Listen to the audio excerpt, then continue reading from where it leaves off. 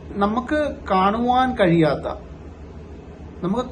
കഴിയാത്ത മറ്റൊരു എനർജിയാണ് ഡാർക്ക് എനർജി എന്ന് പറയുന്നത്.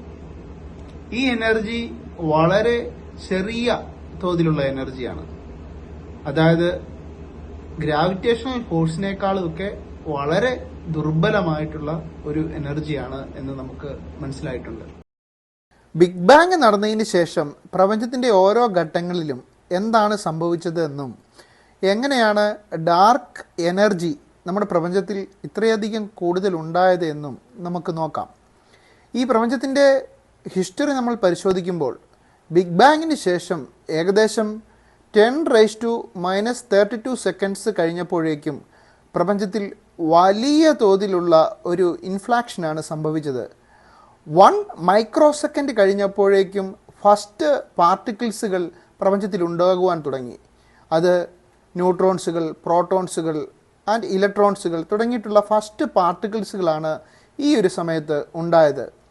3 മിനിറ്റ്സ് കഴിഞ്ഞപ്പോഴേക്കും പ്രപഞ്ചത്തിൽ ഫസ്റ്റ് ന്യൂക്ലിയൈകൾ ഉണ്ടാകുവാൻ തുടങ്ങി. അത് 3 മിനിറ്റ്സിന് ശേഷമാണ് ഫസ്റ്റ് ന്യൂക്ലിയൈകൾ പ്രപഞ്ചത്തിൽ രൂപം കൊള്ളുന്നത്. 3,80,000 വർഷങ്ങൾക്ക് ശേഷം മാത്രം പ്രപഞ്ചത്തിൽ ആദ്യമായി ഒരു ഫസ്റ്റ് ലൈറ്റ് ഫോം ചെയ്യുന്നത്.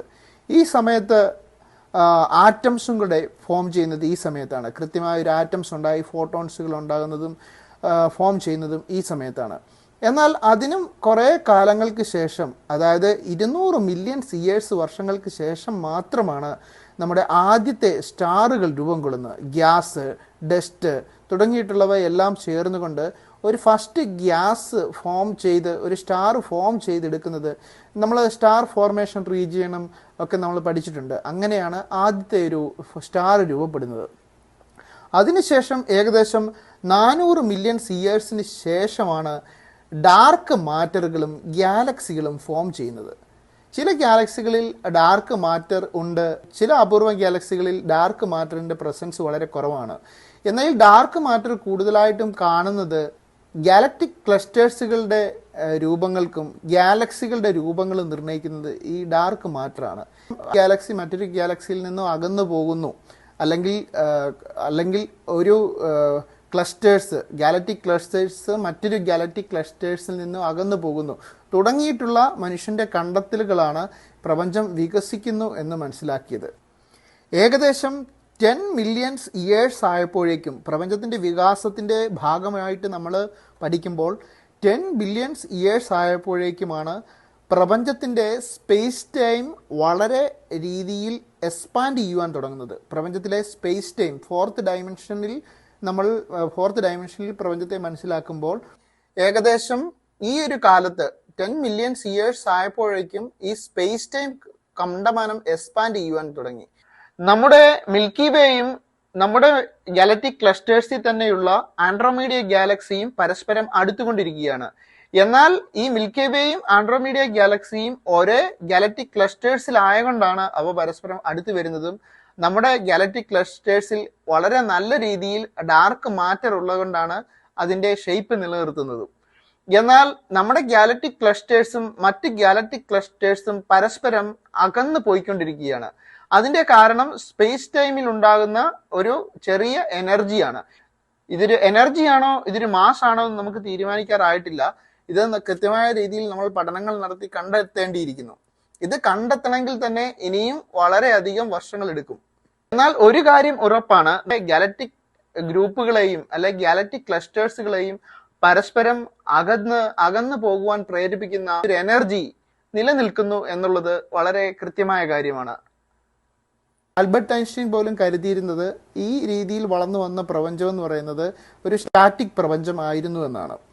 അതുകൊണ്ടാണ് കോസ്മോളജിക്കൽ കോൺസ്റ്റന്റ് എന്നുള്ള ഒരു കോൺസെപ്റ്റ് പോലും ആൽബർട്ട് ഐൻസ്റ്റീൻ ആദ്യകാലങ്ങളിൽ നിർവചിച്ചിരുന്നത്. ഗ്രാവിറ്റേഷണൽ ഫോഴ്സിനേക്കാളും ഒക്കെ വളരെ ദുർബലമായിട്ടുള്ള ഒരു എനർജിയാണ് എന്ന് നമുക്ക് മനസ്സിലായിട്ടുണ്ട്. 1929 എഡ്വിൻ ഹബിൾ എന്ന ഭൗതിക ശാസ്ത്രജ്ഞൻ പ്രപഞ്ചത്തിലെ ഗാലക്സികളെ പറ്റി നിരീക്ഷണം നടത്തിക്കൊണ്ടിരുന്ന സമയത്ത് ഗാലക്സികൾ ഇപ്പോൾ നിലനിൽക്കുന്ന അവസ്ഥയിൽ നിന്നും വളരെ ദൂരേക്ക് സഞ്ചരിക്കുന്നതായി അദ്ദേഹം കണ്ടെത്തുവാനിടയായി. ഇതിന് കാരണമായത് പല ഘട്ടങ്ങളിലായിട്ട് അല്ലെ പല സന്ദർഭങ്ങളിലായി അദ്ദേഹം കളക്ട് ചെയ്ത ഡേറ്റയിൽ ഗാലക്സികളിൽ നിന്നും ഒരു റെഡ് തരംഗദൈർഘ്യം കൂടിയ റെഡ് ലൈറ്റ് ഫോം ചെയ്യുന്നതായിട്ട് അദ്ദേഹം മനസ്സിലാക്കി.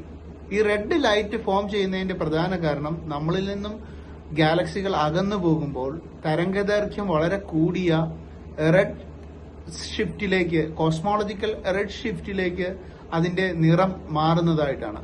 അതായത് നമ്മളോട് അടുത്ത് വരുമ്പോൾ നമുക്ക് നിറം നീലയോ അല്ലെ വയലറ്റിലേക്കോ ആണ് വരുന്നത്. അതിനെ നമുക്ക് നീലയായിട്ടോ അല്ലെ വയലറ്റിലേക്കോ ആണ് പ്രകാശം അടുത്തടുത്ത് വരുമ്പോൾ നമുക്ക് കാണാൻ സാധിക്കുക. പിന്നീടാണ് അത് നല്ല വൈറ്റില് നമുക്ക് കാണാൻ പറ്റുക. എന്നാൽ നമ്മളിൽ നിന്ന് അകന്ന് പോകുമ്പോൾ തരംഗദൈർഘ്യം കൂടിയ ലൈറ്റ് വേവുകൾ മാത്രമേ നമ്മുടെ അടുത്തേക്ക് വരികയുള്ളൂ. അതായത് റെഡ് ലൈറ്റുകൾ മാത്രമേ വരികയുള്ളൂ.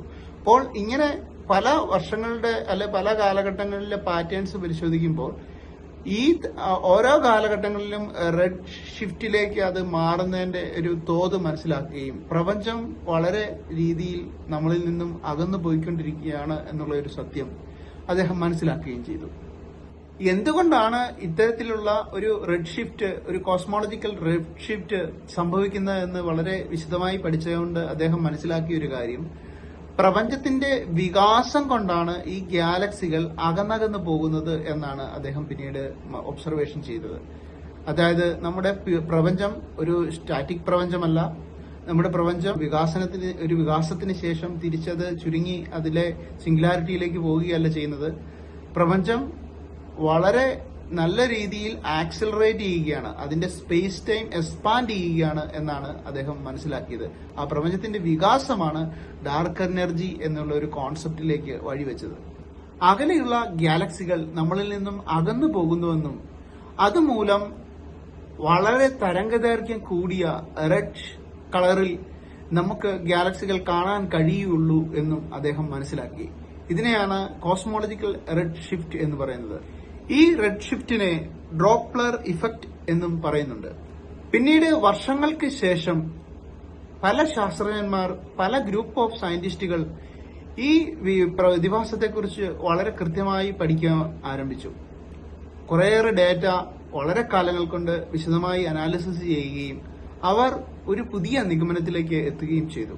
ഈ പ്രപഞ്ചത്തിന്റെ വികാസം ഓരോ ദിവസവും അല്ലെങ്കിൽ ഓരോ സമയവും കഴിയുമ്പോൾ കൂടിക്കൂടി വരുന്നു എന്നാണ്.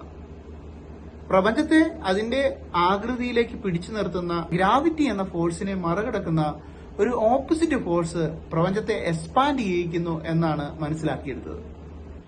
പ്രപഞ്ചത്തിന് ഈ എക്സ്പാൻഷൻ നൽകുന്ന അല്ലെ സ്പേസ് ടൈമിനെ ഇത്രയധികം എക്സ്പാൻഡ് ചെയ്യിക്കുന്ന ആ എനർജി പ്രപഞ്ചത്തിൽ ഏകദേശം 68% ഉള്ളതായും പറഞ്ഞു. അതിൽ നിന്നും നമ്മൾ മനസ്സിലായത് പ്രപഞ്ചത്തിന്റെ ബിൽഡിംഗ് ബ്ലോക്കുകളായ ഇലമെന്ററി പാർട്ടിക്കിൾസുകളും നമ്മൾ ഇതിൽ നിന്നും വ്യത്യസ്തമായി കഴിഞ്ഞ വീഡിയോയിൽ പറഞ്ഞ ഡാർക്ക് മാറ്ററുകളും 68% വരുന്ന ഈ ഡാർക്ക് എനർജിയും ഇതെല്ലാം കൂടുന്നതാണ് നമ്മുടെ മഹാപ്രപഞ്ചം എന്നാണ് ഇന്ന് നമ്മൾ മനസ്സിലാക്കിയിട്ടുള്ളത്. ഇന്ന് നമ്മൾ പേരിട്ട് വിളിക്കുന്ന ഈ ഡാർക്ക് എനർജി നമ്മുടെ സ്പേസ് ടൈം എന്ന് പറയുന്ന ആ 4th ഡയമെൻഷണൽ കോൺസെപ്റ്റിന്റെ ഒരു സ്വഭാവമാണ് എന്ന് വിശ്വസിക്കുന്ന ശാസ്ത്രജ്ഞന്മാരുമുണ്ട്. ക്വാണ്ടം ഫീൽഡ് തിയറി പ്രകാരം സ്പേസ് ടൈമിനെ ഫാബ്രിക്കേറ്റ് ചെയ്തിട്ടുള്ളത് അല്ലെ സ്പേസ് ടൈം ഉണ്ടായി വന്നിട്ടുള്ളത് ഇലമെന്ററി പാർട്ടിക്കിൾസുകൾ മുഖേനയാണ്. പ്രപഞ്ച മഹാവിസ്ഫോടനത്തിന് ശേഷം ഈ പ്രപഞ്ചം മുഴുവൻ വ്യാപിച്ചു കിടക്കുന്ന ഒരു ബേസിക് എനർജി ആയിരിക്കാം ഈ എനർജി എന്ന് പറയുന്ന ഒരുപാട് സയന്റിസ്റ്റുകളുണ്ട്. പല പല ഗാലക്സികളുടെയും പല പല ഗാലക്റ്റിക് ക്ലസ്റ്റേഴ്സുകളുടെയും സ്റ്റാറ്റിസ്റ്റിക്സ് പഠനത്തിന്റെ അടിസ്ഥാനത്തിലാണ് ഈ പ്രപഞ്ചവികാസം സ്പേസ് ടൈമിനെ എക്സ്പാൻഡ് ചെയ്യിക്കുന്നു എന്നുള്ളതിനെ കുറിച്ച് നമ്മൾ മനസ്സിലാക്കിയെടുക്കുന്നത്. ഇപ്പോഴത്തെ ഒരു കണക്കനുസരിച്ച് 32 ലക്ഷത്തോളം വ്യാപ്തിയുള്ള ഒരു സ്പേസ് ടൈം എക്സ്പാൻഷൻ നടക്കുന്നത് 24 കിലോമീറ്റർ പെർ സെക്കൻഡ് എന്നുള്ള ഒരു ടൈം ഓഫ് പീരീഡിൽ നിന്നുകൊണ്ടാണ്, അല്ലെങ്കിൽ ആ ഒരു സ്പീഡിലാണ്. അതായത് നമ്മുടെ പ്രപഞ്ചം അതിവേഗം എക്സ്പാൻഡ് ചെയ്തുകൊണ്ടിരിക്കുകയാണ്. പിന്നെ എങ്ങനെയാണ് നമ്മുടെ ഗാലക്സികളും നമ്മുടെ മിൽക്കി വേയും നമ്മുടെ ഗാലക്റ്റിക് ക്ലസ്റ്റേഴ്സുകളും നിലനിൽക്കുന്നത്? ഡാർക്ക് മാറ്ററാണ് ഗാലക്സികളുടെയും ഗാലക്റ്റിക് ക്ലസ്റ്റേഴ്സുകളുടെയും ഷേപ്പിനെ രൂപീകൃതമാക്കുന്നത്, അല്ലെ ആ ഷേപ്പിനെ നിലനിർത്തുവാൻ ആവശ്യമായ ഗ്രാവിറ്റി സപ്ലൈ ചെയ്യുന്നത്. എന്നാൽ ഡാർക്ക് എനർജി നമ്മുടെ പല ഗാലക്റ്റിക് ക്ലസ്റ്റേഴ്സിന്റെയും ഇടയിലുള്ള സ്പേസ് ടൈമിനെ അത് എക്സ്പാൻഡ് ചെയ്യുകയും അവിടെ പുതിയ പുതിയ സ്പേസ് ടൈമിന്റെ എനർജി ഉണ്ടായി ഈ ഡാർക്ക് എനർജി ഉണ്ടായി വരികയും സ്പേസ് ടൈം അതനുസരിച്ച് എക്സ്പാൻഷൻ നടത്തുകയുമാണ് ചെയ്യുന്നത്. അതായത് സ്പേസ് ടൈമിനെ വലിച്ചു നീട്ടുകയല്ല, അല്ലെ വലിച്ച് എക്സ്പാൻഡ് ചെയ്യുകയല്ല ഇത് ചെയ്യുന്നത്. പുതിയ ഡാർക്ക് എനർജി ഉണ്ടായി വരുമ്പോൾ സ്പേസ് ടൈം പുതിയ സ്പേസ് ടൈം ഫേബ്രിക്കേഷനാണ് അവിടെ നടക്കുന്നത്. അതായത് ഈ പ്രപഞ്ചം അനന്തതയിലേക്ക് വികസിച്ചുകൊണ്ടിരിക്കുകയാണ്. നമ്മുടെ ഈ പ്രപഞ്ചം ഒന്നെങ്കിൽ ഒരു സിംഗുലാരിറ്റിയിൽ നിന്നും ബിഗ് ബാങ് മൂലം അത് വികാസം പ്രാപിച്ചു വരികയും ഒരു പ്രത്യേക സമയമാകുമ്പോൾ അത് ആ പ്രപഞ്ചം ചുരുങ്ങി ആ സിംഗുലാരിറ്റിയിലേക്ക് എല്ലാ ദ്രവ്യവും ഊർജവും തിരിച്ച് എത്തിച്ചേരുകയുമാണ് ചെയ്യേണ്ടിയിരുന്നത്. അതങ്ങനെ സംഭവിച്ചില്ല. മറ്റൊന്ന്, നമ്മുടെ പ്രപഞ്ചം ബിഗ് ബാങ് മൂലം വികാസം പ്രാപിക്കുകയും അത് വികസിച്ച് ചെറിയ തോതിൽ വികസിച്ച് ഗ്രാവിറ്റി പലയിടത്തായിട്ട് രൂപപ്പെടുകയും ആ ഗ്രാവിറ്റി രൂപപ്പെട്ടു വരികയും അതിന്റെ വികാസം ചുരുങ്ങി പിന്നീട് ഗ്രാവിറ്റിയുടെ ആ ഒരു ആക്ടിംഗ് ഫോഴ്സ് സീറോ ആകുന്ന സമയത്ത്, അല്ലെങ്കിൽ ആ ഗ്രാവിറ്റി സ്വാധീനം ഇല്ലാതെ വരുന്ന സമയത്ത് ആ പ്രപഞ്ചം ഒരു സ്റ്റാറ്റിക്കായി നിലനിൽക്കുകയും ചെയ്യും എന്നുള്ള ഒരു കോൺസെപ്റ്റ് ആയിരുന്നു നമുക്കുണ്ടായിരുന്നത്. മൂന്നാമതായി, നമ്മുടെ പ്രപഞ്ചം ബിഗ് ബാങ് മൂലം വികസിക്കുകയും അത് വികസിച്ച് അതിന്റെ ഗ്രാവിറ്റിയെയും കടന്ന് അതിന്റെ വികാസം പോവുകയും ചെയ്യുകയാണെങ്കിൽ ആ പ്രപഞ്ചം അനന്തതയിലേക്ക് വികസിച്ചു പോകും. ഇങ്ങനെ ഒരു പ്രതിഭാസമാണ് ഇപ്പോൾ നടന്നുകൊണ്ടിരിക്കുന്നത്. ഇനി നമ്മുടെ പ്രപഞ്ചം ഒരിക്കലും അതിന്റെ സെന്ററിലേക്ക് ചുരുങ്ങി പോവുകയില്ല. നമ്മുടെ പ്രപഞ്ചത്തിന് ഒരു ബിഗ് ക്രഞ്ച് സംഭവിക്കുകയില്ല. നമ്മുടെ പ്രപഞ്ചം ഒരു സ്റ്റാറ്റിക്കായി നിലനിൽക്കുകയുമില്ല. നമ്മുടെ ഈ പ്രപഞ്ചം ഒട്ടാകെ അനന്തതയിലേക്ക് വിവിധ ഗാലക്റ്റിക് ക്ലസ്റ്റേഴ്സുകളെ നിലനിർത്തിക്കൊണ്ട് തന്നെ അതിങ്ങനെ അനന്തതയിലേക്ക് ലയിച്ച് ചേർന്ന് പോവുകയുള്ളൂ. ഈ പ്രപഞ്ചം തന്നെയാണ് അനന്തതയെ ഉണ്ടാക്കുന്നത്. ഈ പ്രപഞ്ചം തന്നെയാണ് സ്പേസ് ടൈമിനെ ക്രിയേറ്റ് ചെയ്യുന്നത്.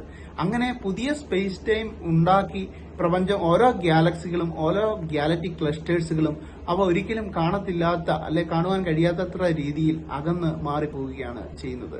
പ്രപഞ്ചത്തിന് എത്രമാത്രം ഡെൻസിറ്റി ഉണ്ടെന്ന് പഠിക്കാൻ ഒരു കൂട്ടം ശാസ്ത്രജ്ഞന്മാർ ശ്രമിച്ചപ്പോൾ നമ്മുടെ പ്രപഞ്ചത്തെ പിടിച്ചു നിർത്താൻ ആവശ്യമായിട്ടുള്ള മാറ്ററിന്റെ അല്ലെ ഗ്രാവിറ്റിയുടെ 30% പോലും നമ്മുടെ ഈ പ്രപഞ്ചത്തിൽ ഇല്ല എന്നുള്ള സത്യം മനസ്സിലാക്കിയപ്പോഴാണ് നമ്മുടെ പ്രപഞ്ചം ഇനി ഒരിക്കലും ഒരു സ്റ്റാറ്റിക് പൊസിഷനിലേക്കോ അല്ലെ തിരിച്ച് ഒരു സിംഗുലാരിറ്റിയിലേക്കോ പോകില്ല എന്നുള്ള യാഥാർത്ഥ്യം നമ്മൾ മനസ്സിലാക്കിയത്.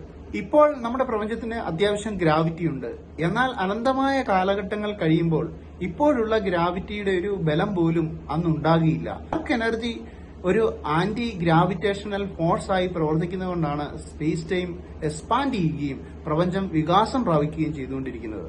ടൈപ്പ് 1 സൂപ്പർനോവകളുടെ പൊട്ടിത്തെറിയിൽ നിന്നും അതിലെ പ്രകാശങ്ങളെക്കുറിച്ചുള്ള പഠനങ്ങൾ നടത്തി കഴിഞ്ഞപ്പോൾ ആ പ്രകാശം റെഡ് ഷിഫ്റ്റ് സംഭവിക്കുന്നു എന്നുള്ള പഠനം നടത്തുകയും അതിലൂടെ പ്രപഞ്ചത്തിന്റെ വികാസം വളരെ വലിയ തോതിൽ നടന്നുകൊണ്ടിരിക്കുന്നു എന്നും മനസ്സിലാക്കിയതിൽ നിന്നുമാണ് 2011 നോബൽ സമ്മാനത്തിന് അർഹരായ സയന്റിസ്റ്റുകൾ ഭൗതിക ശാസ്ത്രത്തിൽ നിന്നും ഉണ്ടായത്. 600 കോടി വർഷങ്ങളായിട്ട് നമ്മുടെ സ്പേസ് ടൈം എക്സ്പാൻഷൻ നടന്നുകൊണ്ടേയിരിക്കുകയാണ്. ഇനിയും വളരെ വർഷങ്ങൾ അല്ലെ വളരെ അധികം കോടിക്കണക്കിന് വർഷങ്ങൾ കഴിയുമ്പോൾ ഇത് വളരെ വളരെ സ്പീഡ് കൂടിയ രീതിയിൽ ആക്സിലറേറ്റഡ് ആയിട്ടുള്ള ഒരു എക്സ്പാൻഷൻ സംഭവിക്കും എന്നുള്ള കാര്യത്തിൽ സയന്റിസ്റ്റുകൾക്ക് ഒരു തർക്കവുമില്ല. ഡാർക്ക് എനർജി എന്നത് ഒരു വാക്വത്തിന്റെ അല്ലെ സ്പേസിന്റെ ഒരു തനത് എനർജി രൂപമായതിനാൽ ഇതിനെ ഒരു വാക്വം എനർജി എന്നും പറയുന്നുണ്ട്. ഡാർക്ക് എനർജിയുടെ ഡെൻസിറ്റി വളരെ കുറവായതിനാൽ, അതായത് ഗ്രാവിറ്റേഷണൽ ഫോഴ്സിനേക്കാളും വളരെ കുറവായതിനാൽ മാത്രമാണ് നമ്മുടെ ഗാലക്റ്റിക് ക്ലസ്റ്റേഴ്സിലോ അല്ലെങ്കിൽ നമ്മുടെ മിൽക്കി വേയുടെ ഉള്ളിലോ അല്ലെങ്കിൽ ആൻഡ്രോമീഡ ഗാലക്സിയിലോ ഇങ്ങനെയുള്ള ഗാലക്സികളിലും ഗാലക്റ്റിക് ക്ലസ്റ്റേഴ്സിലും ഇത് വിഭജനം അല്ലെങ്കിൽ അതിന്റെ വലിപ്പം കൂട്ടാത്തത്.